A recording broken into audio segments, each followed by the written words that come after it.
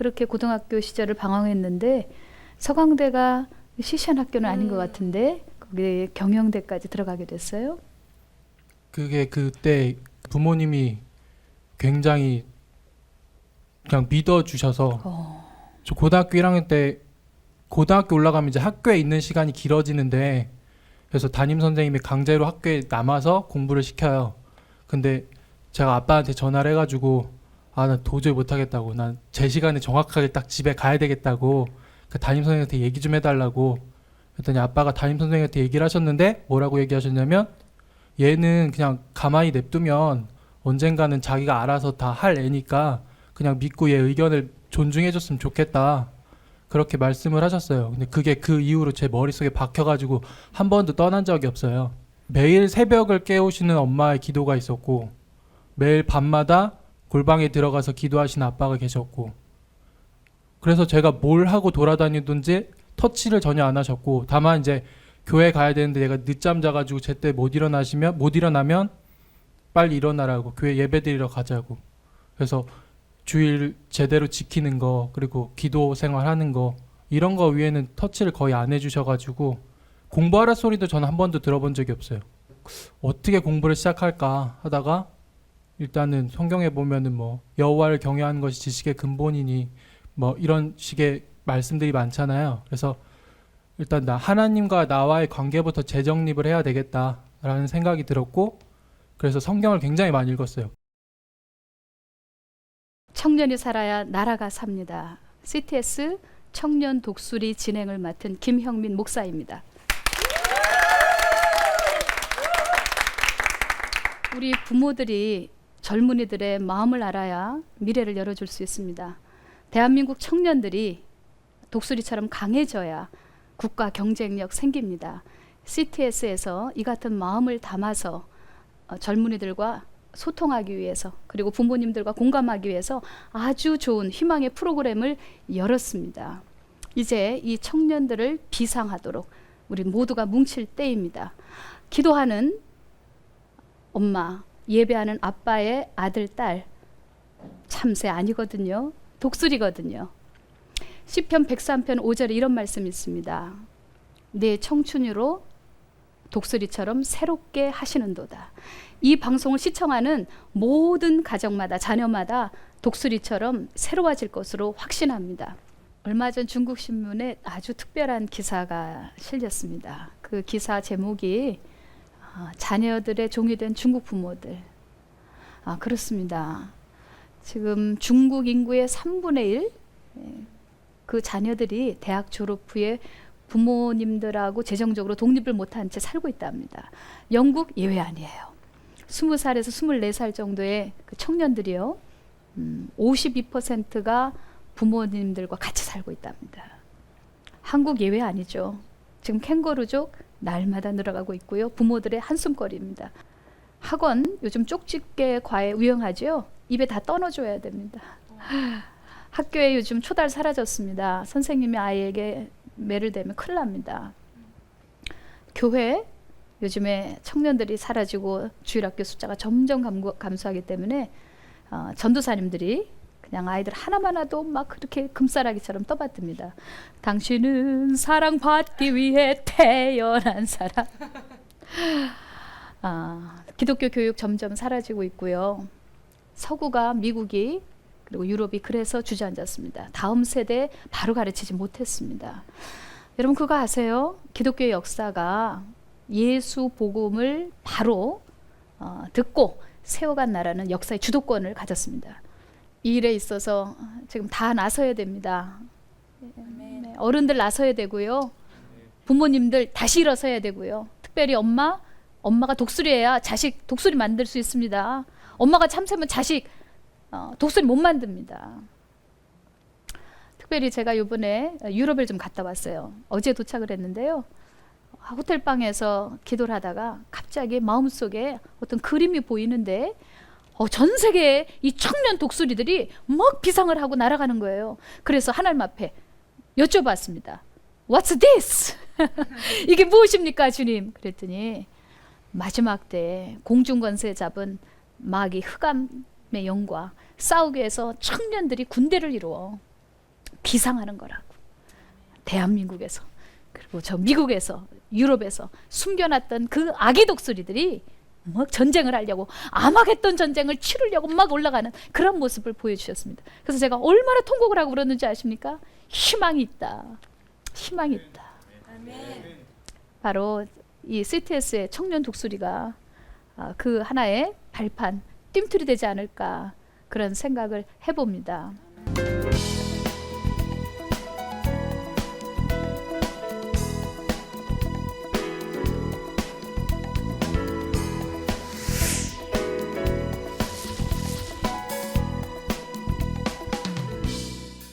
오늘 제가요 좀 특별한 소품을 좀 준비해 왔어요.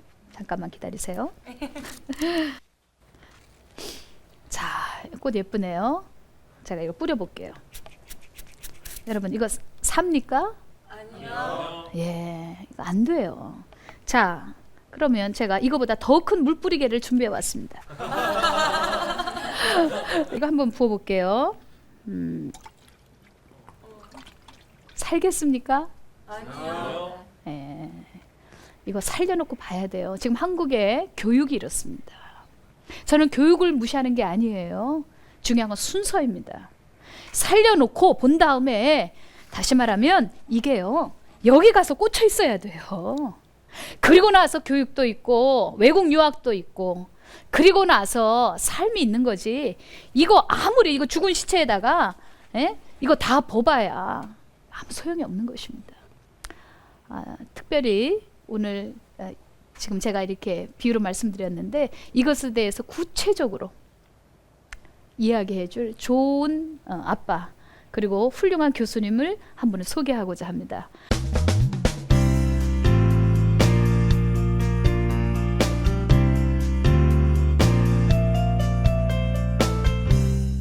저에게 두 아들이 있는데요. 그 두 아들은 지금은 이제 18, 20살 이제 아주 잘 자라고 있습니다. 그 아이들이 이제 참 예뻤어요. 큰 아들이 중학교 졸업하고 고등학교 들어갈 때까지 정말 그렇게 착실하고 엄마 아빠 말씀 한 번도 거역하지 않는 그런 아이였습니다. 저는 그렇게 키웠어요. 주일 되면 반드시 교회 가야 되고요. 그리고 반드시 청바지 입으면 안 되고 주름 잡힌 바지를 다려 입혔고 와이셔츠를 다려 입혔어요.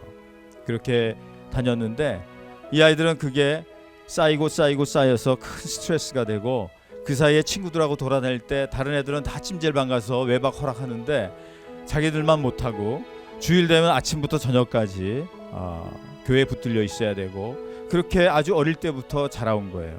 근데 머리가 점점 커져가면서 그런 것들이 자기들한테는 큰 마찰이 되고 힘들었던 거예요. 그리고 여자친구 사귀면은 뭐 지구가 무너지는 것처럼 저희가 했거든요.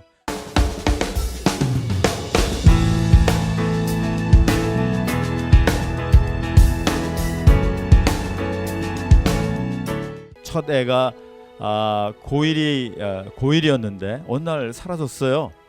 집에 안 들어와. 이거는 뭐 도저히 저도 평생에 해본 일이 아니고 또 우리 집에서도 처음 있는 일이어서 난리가 났습니다. 그래서 제가 생전 들어가 보지 않는 찜질방, 또 PC방, 온 군데를 한 이틀을 다 돌아다녔어요. 그러다가 3일째 되는 날 연락이 왔습니다. 갑자기 웬 여학생을 하나 데리고, 그리고 자기 친구를 대동해서 왔습니다.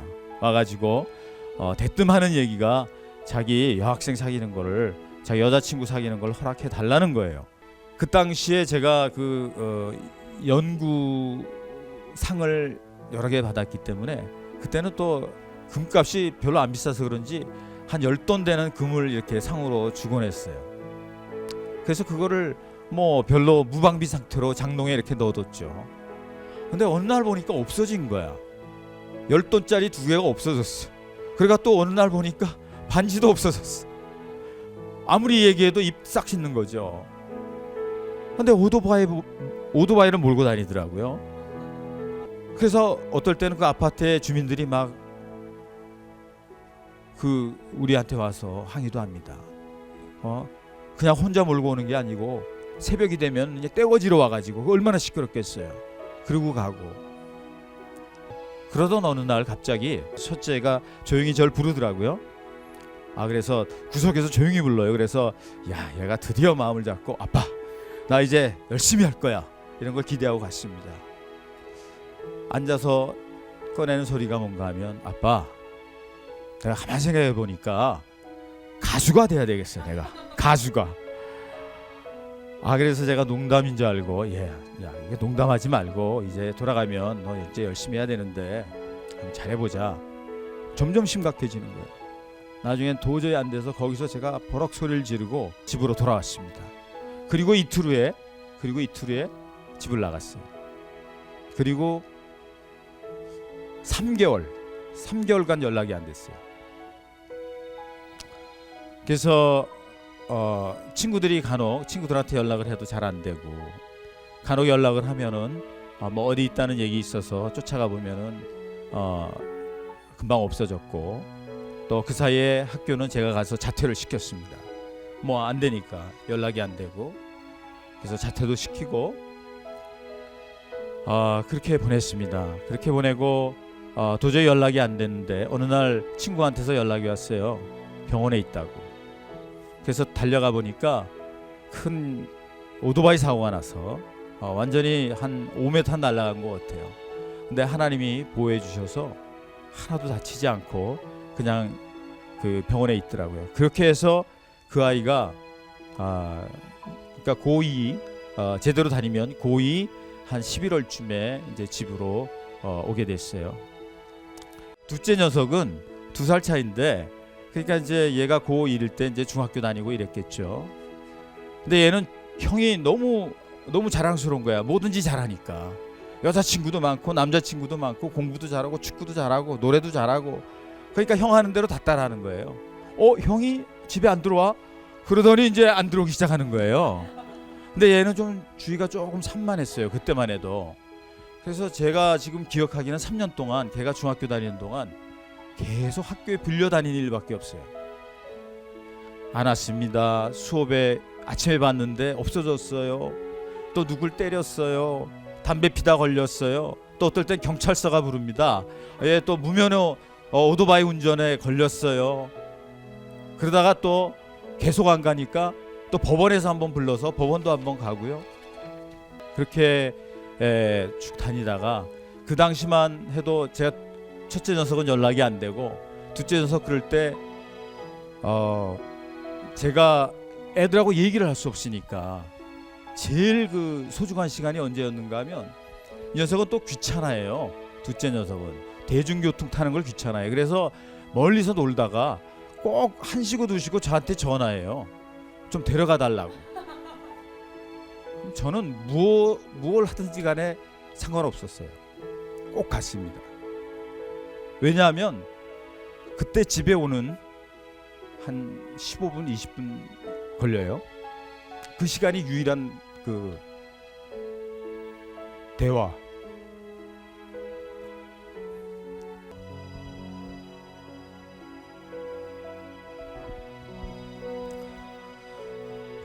그래서 제가 나중에 얼마나 감사했는지 몰라요.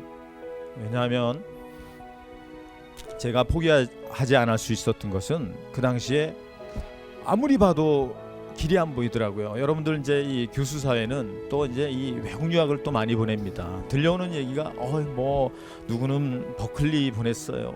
누구는 뭐 MIT 보냈어요. 누구는 과건 갔어요. 서울대 갔어요. 뭐 이런 얘기 들을 때마다 제 속에 그 한 가지, 그 다윗의 시가 생각이 났습니다. 원수의 목전에서 상을 베푸시는 그 하나님의 그 사랑을 기억했어요. 그때 제가 할 수 있었던 것은 딱 한 가지였어요. 새벽 기도였어요. 말씀이 중요한 게 아니었어요. 무릎을 꿇을 수 있는 시간, 하나님을 만나는 시간. 제가 학교에만 가면 너무 바쁘고 또 할 일이 많고, 또 그 당시에 또 외국인 학생 예배를 제가 담임하고 있어서 목사님께서 명령하셔서 또 주로 설교를 많이 했습니다. 이 모든 사역을 일하면서 해야 되기 때문에 제가 기도하지 아니하고는 아무것도 할 수가 없었어요. 그래서 그 당시에 제 기억에 저의 가장 큰 기쁨은 그 새벽 기도 2시간 목 놓아 우는 것. 왜냐하면 제가 20년 이상을 예수님을 믿어왔지만 예수님과 그렇게까지 가까운 적이 없었어요. 그때 몰랐죠. 하나님이 뭘 원하시는지. 그렇지만 하나님이 제 마음속에 감동을 주셨어요. 왜냐하면 평안함을 주시기 때문에 점점 확신이 생기기 시작하는 거예요. 그러기를 제가 한 2년을 아마 이 새벽을 그렇게 보냈던 것 같습니다. 그런데 어느 날 새벽 기도를 저는 갔죠. 근데 목사님이 아마 그날 기도를 하시다가 무슨 생각이셨는지 갑자기 저희한테 얘기도 안 하고 이 아이들을 방문을 했어요. 신방을 하셨어요, 새벽에. 그래가지고 문을 열어주는 첫째 애한테 대뜸 너 내일부터 새벽 기도 나와라. 근데 기적 같은 일은 뭔가 하면 이 아이들이 그 얘기를 듣고 둘째는 이제 아직 아니었고 첫째가 금방 순종을 한 거예요. 그 자리에서 문을 열고 목사님이 너 새벽 기도 나와. 집이 꽤 멀었습니다. 문정동이었어요. 저희 교회는 성수동이고 이 먼 데를 왔다 갔다 한다는 건 쉽지가 않았어요. 그 다음 날 저는 믿지 않았어요. 왜냐하면 알기 때문에. 근데 제가 새벽 예배에 5시 정도에 이제 나오려고 주섬주섬 옷을 입는데 뭐 부시럭거리는 소리가 나는 거예요. 그래서 너 어디 가냐? 새벽 기도 간다는 거예요. 너 누구 만나니? 기도하러 간다는 거예요. 그래서 뭐 그래? 같이 가자. 그래서 같이 갔습니다. 그렇게 새벽 기도를 하고 그날은 또 첫날이니까 제가 모셔드렸습니다. 근데 이튿날도 또 일어나더라고요. 그렇게 해서 언제까지 그 새벽 기도가 계속이 됐는가 하면 수능을 볼 때까지. 그러니까 그 기간이 한 7개월 됐던 것입니다. 7개월. 그런데 놀라운 일이 생겼어요. 두 번째 날 기도를 새벽 기도를 왔는데 얘가 갑자기 기도를 하다가 저한테 막 쫓아왔어요. 아빠 내가 이상한 경험을 했어요. 뭐냐? 기도를 하는데 자꾸 자기는 딴 기도를 하는데 너 대학 가라. 공부를 해라. 그런 기도가 자꾸 나온다는 거예요. 그러다가 그날 그 새벽에 공부를 해야겠다는 거예요. 자기랑 테크노마트 가가지고 핸드폰을 새로 사달라는 거예요. 다 지우고 새로 시작하겠다는 거예요. 이게 웬 복음입니까? 저는 믿기지가 않았어요. 그래서 같이 갔습니다. 그렇게 같이 가고 핸드폰을 바꾸고 또 둘째는 늘 형을 따라 하듯이 이제까지 이제 혼자 검정고시 학원을 다니고 있었거든. 생전 처음으로 형보다 칭찬을 많이 받던 시간이었어요. 형은 음악 학원을 다니고 대중음악이니까. 그리고 자기 혼자서 공부 같지 않게 공부하는데 그것도 한다고 막 자랑하면서 뻐기면서 뭐 하루에 한 2시간 하면 뭐 죽겠다고 허리가 아프다 그러고 그래 잘하고 있다. 근데 보니까 형이 바뀌었거든. 새벽 기도를 가겠다는 거예요. 그래서 또 그렇게 아들 둘하고 새벽 기도를 시작을 했습니다. 그리고 얼마나 행복했는지 애들이 날마다 새벽 기도하고 공부하고, 물론 공부 여러분들 다 잘 하시는 분들이니까 아시죠. 한 번에 안 되는 거 아시죠. 근데 저도 평생 공부한 사람인데 공부하는 게 정말 제 마음에 안 차지만 그러나 얼마나 감사하고 기뻤는지 모릅니다. 그리고 그 수능을 크게 기대는 안 했어요. 5개월 남겨놓고. 그렇지만 자기네들은 꼭 붙을 것처럼 하더라고요. 그래서 저는 속으로 그랬습니다. 하나님 기적을 일으켜 주시든지, 그렇지 않다 하더라도 하나님 이제는 저는 걱정 안 합니다. 얘들이 하나님을 알고 왜 공부하는지를 알겠다고 그러더라고요, 저한테. 그리고 한 2-5달 지나니까 하는 얘기가 공부가 이게 배우는 것만 공부가 아니구나, 그런 얘기를 또 하더라고요. 이렇게 참아야 되는 거구나, 이런 얘기도 하고요. 하나하나가 다 복음이었어요. 그래서 수능이 끝났을 때 알았습니다. 저는 한 번 더 해야 된다는 걸 이미 알고 있었기 때문에. 그래서 격려를 해주고 또 끝나자마자 잠깐 쉰 다음에 지금 공부를 하고 있어요.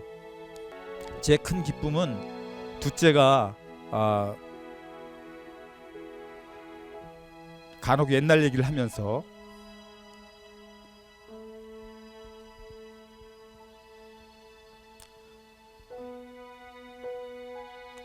저를 기쁘게 해주려고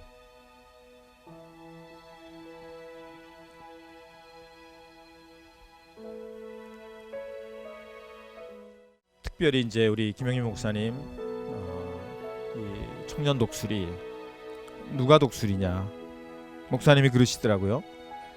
부모가 기도하고 아이가 기도하면 그 아이는 독수리다. 그래서 요즘 여호수아를 묵상하고 있는데 모세가 죽고 난 다음에 백성들이 여호수아가 얼마나 불안했겠습니까? 그렇지만 이렇게 요구를 하는 구절을 묵상을 했어요. 당신이 무엇을 시키든지 다 하겠다. 당신이 어디를 가라 그러든지 다 가겠다. 단지 당신에게 하나님이 함께 계신 것을 확인만 하면 자기네들은 어딘지 따라가겠다. 저는 우리 아들들 지금 성적도 별로 아직 안 나오지만 이제 퍼덕거리고 있다고 생각을 해요. 언젠가 꿈을 꿨습니다. 비상하는 독수리를.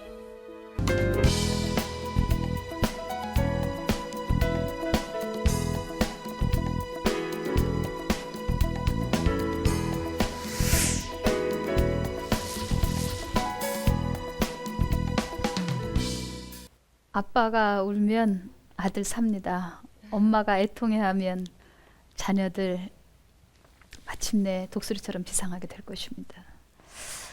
오늘 박혜숙 권사님, 우리 고 교수님 이야기를 듣고 어떠셨어요? 가슴이 무너져 내리죠. 남의 일이 아니잖아요. 우리도 다 자식 키우고 그런 체험들은 다 했으니까. 그런데 저는 이렇게까지 이런 거 잘 몰랐었어요. 근데 어느 날 저도 새벽 예배 나간 지가 한 3년 정도 됐잖아요. 근데 우리 교수님께서 새벽마다 통곡을 하시면서 우시는 거예요. 목사님을 보면 또 목사님대로 또 통곡을 하고 오시는 거예요. 그러면 저분들은 도대체 세상에 뭐를 저렇게 죄 지은 일이 많아서 저렇게 통곡을 하고 계실까? 정말 무엇 때문에 저렇게 새벽마다 매일 그렇게 통곡을 하실까 생각해 봤는데 오늘 말씀을 들으니까 정말 통곡할 수밖에 없는 그런 시간들이었구나. 근데 부모들은 사실 그렇잖아요. 자식에 따라서 자식 하루 예쁘고 사랑스럽고 일을 잘하고 그러면 천국이었다가 아이들이 또 그냥 어둠에서 헤맬 때는 또 지옥이었다가 하루에도 천국과 지옥을 헤매는 게 부모잖아요. 근데 어디에서 가장 저는 가슴이 애였냐면 그 하루에 한 20분? 15분, 20분에 그 아들하고의 시간을 갖기 위해서 잠도 못 자고 그 바쁨에도 불구하고 모든 걸 제치고 그 아들하고 얘기하고 소통하고 싶어서 그 간절한 마음에 그 차 안에서 있었던 시간이 가장 즐겁고 행복했다는 시간에 그 말씀에 정말 감동스러웠고 정말 뼈가 무너져 내리는 아픔 같은 거 그런 걸 느꼈어요. 오늘 정말 교수님 말씀을 듣고 참 깨달은 것도 많고 네. 참 고난이 곧 축복이라고 정말 참 승리하셨습니다. 잘 들었습니다, 교수님. 근데 이렇게 얘기를 듣다 보니까요 좀 놀란 게 제 얘기를 하시는 그래요? 건데 지금 우리 고은 씨가 지금 유명하시지만 예. 예전에 좀 방황 좀 하셨다고 그렇게 들었어요. 네. 글쎄요. 근데 약간 경미했어요. 저도 되게 산만하고 뭐랄까 그 친구의 마음이 되게 이해가 갔던 게 중고등학교 때는 조금 특이하면은 선생님들이 굉장히 다루기가 힘들기 때문에 그 특별함을 좀 더 승화시켜주지 못하시고 공부를 못한다는 거 하나만으로 굉장히 저희를 뭐 존재감을 굉장히 낮게 그렇게 자존감을 죽이셨던 것 같아요. 맞아요. 어쩔 수가 없는 상황인 걸 음. 지금은 이해를 하는데 그렇기 때문에 나는 공부도 못하고 공부도 하기도 싫고 왜 해야 되는지도 모르니까 막 겉돈 거죠. 그러면서도 그랬군요. 또 제대로 대범하지 못해서 막 진짜 멋지게 놀아보지도 못하고 그냥 막말로 찌질이처럼 그렇게 진짜 잘 노는 친구들 뒤에서 쫓아다니면서 뭐라 그럴까요? 좀 광대처럼 재밌게 해주기도 하고 그래서 개그맨이 됐군요. 그렇죠. 근데 네. 감사하게 지금 생각해 보니까 제가 이렇게 된 게 제가 잘해서 그런 줄 알았는데 저희 어머니와 그리고 뭐 많은 뭐 언니도 그렇고 많이 기도를 해주셔서 제가 이 자리까지 온 것 같아요. 엄마 저 버리지 않고 키워주셔서 감사해요. 사랑해요. 네. 우리 저 뒤에 남두현 형제 오늘 어떻게 보셨어요?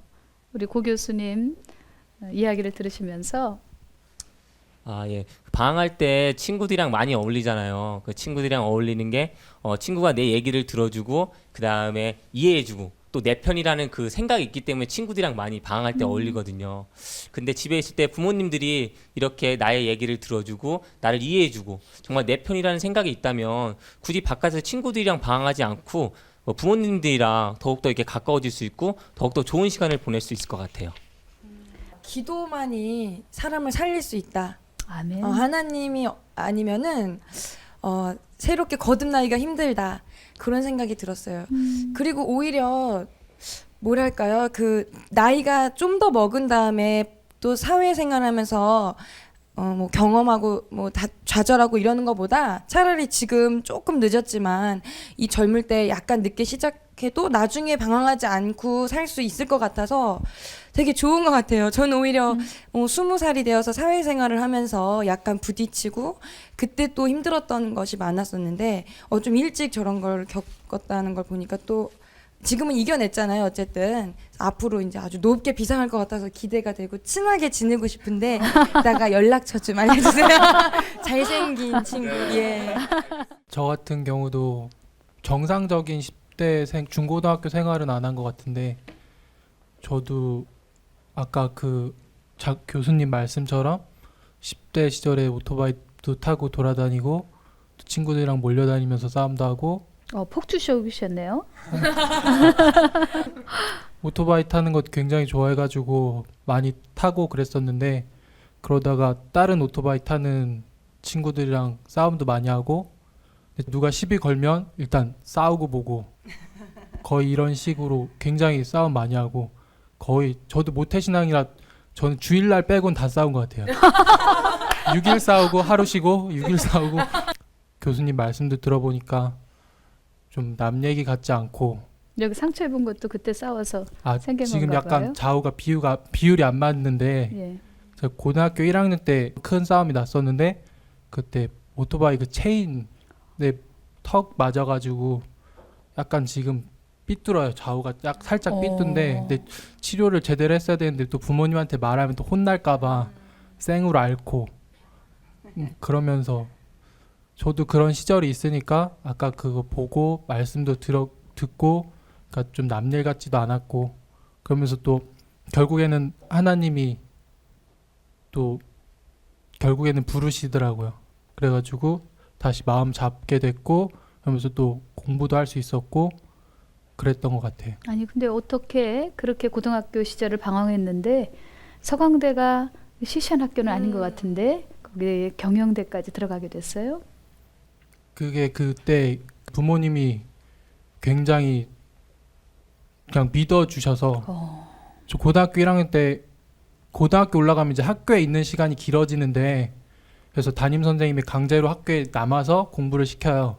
근데 제가 아빠한테 전화를 해가지고 난 도저히 못하겠다고 난 제 시간에 정확하게 딱 집에 가야 되겠다고 그 담임 선생님한테 얘기 좀 해달라고 그랬더니 아빠가 담임 선생님한테 얘기를 하셨는데 뭐라고 얘기하셨냐면 얘는 그냥 가만히 냅두면 언젠가는 자기가 알아서 다 할 애니까 그냥 믿고 얘 의견을 존중해줬으면 좋겠다 그렇게 말씀을 하셨어요. 근데 그게 그 이후로 제 머릿속에 박혀가지고 한 번도 떠난 적이 없어요.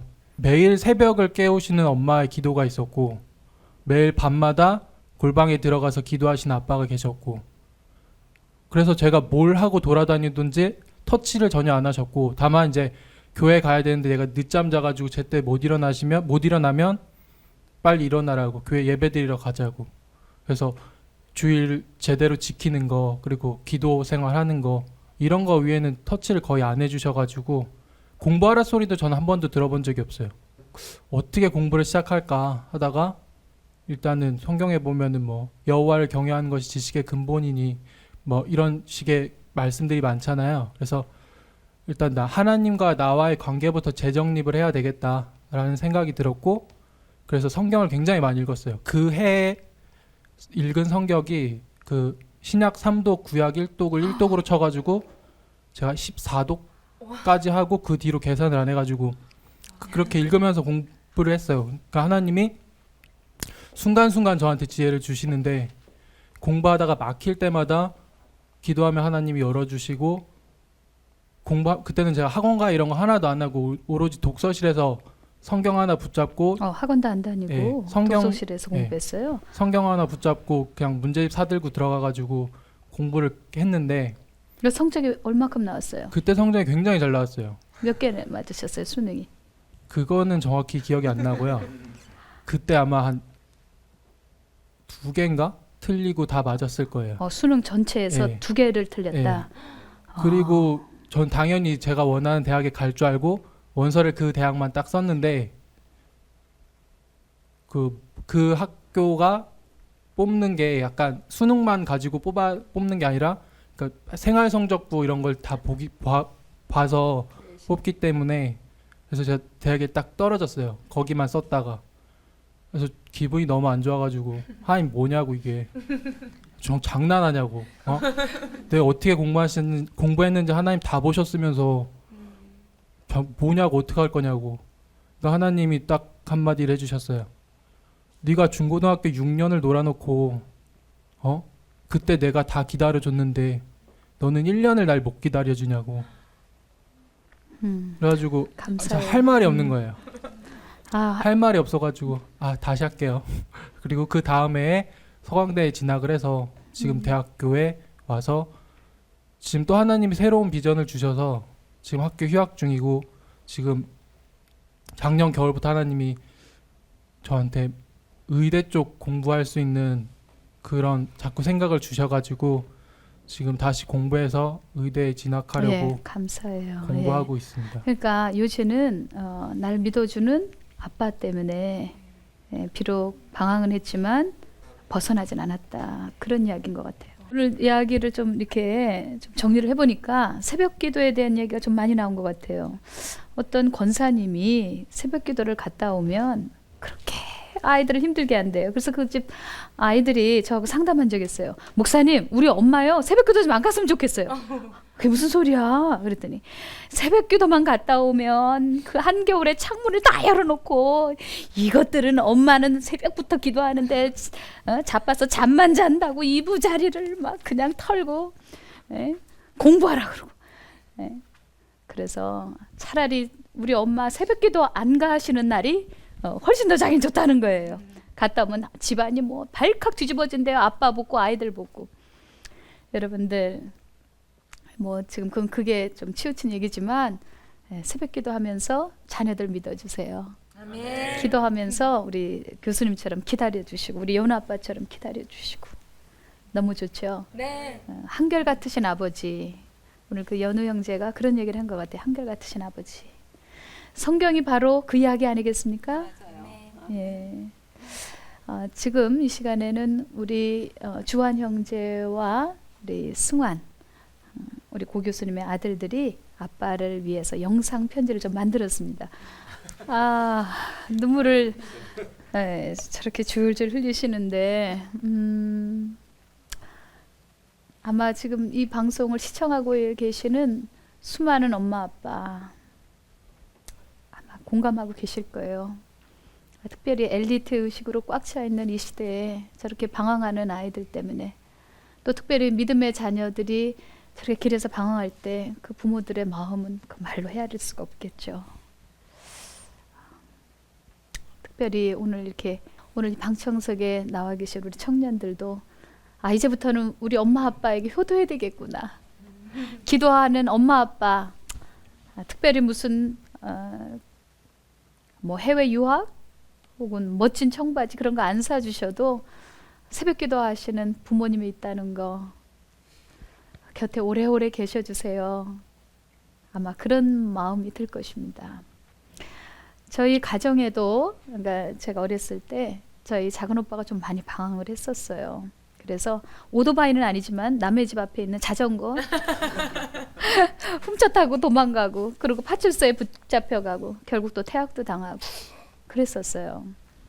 저희 아버님께서 어느 날 파출소에 나가시느라고 이렇게 신발끈을 메고 계시더라고요. 이제 아들 뽑아내시려고. 그래서 제가 그랬어요. 아버지 가지 마세요. 자꾸 그러니까 망가지는 거예요. 더 버릇이 없어지는 거예요. 그랬더니 저희 아버님께서 뒤를 이렇게 쳐다보시더니 똑똑한 너만 내 딸이 아니다. 꼴찌하는 저놈도 내 자식이야. 그러면서 하시는 말씀 저놈 크게 될 놈이다. 저희 오빠 뭐 크게 된 건 없어요. 지금 유치원에서 운전사로 있어요. 운전해요. 그러나 아버지의 그 기다림 그리고 기도 그것으로 말미암아 적어도 전과자는 되지 않았어요. 여러분들 이 마음 누가 주셨을까요? 모든 부모들에게 이러한 마음 누가 주셨을까요? 하나님이요. 그러죠. 하나님이 하여튼간 부모들 속에 뭔가 특별한 걸 집어넣으신 게 틀림이 없습니다.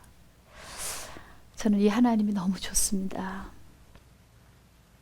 이 하나님 정말 위대하십니다.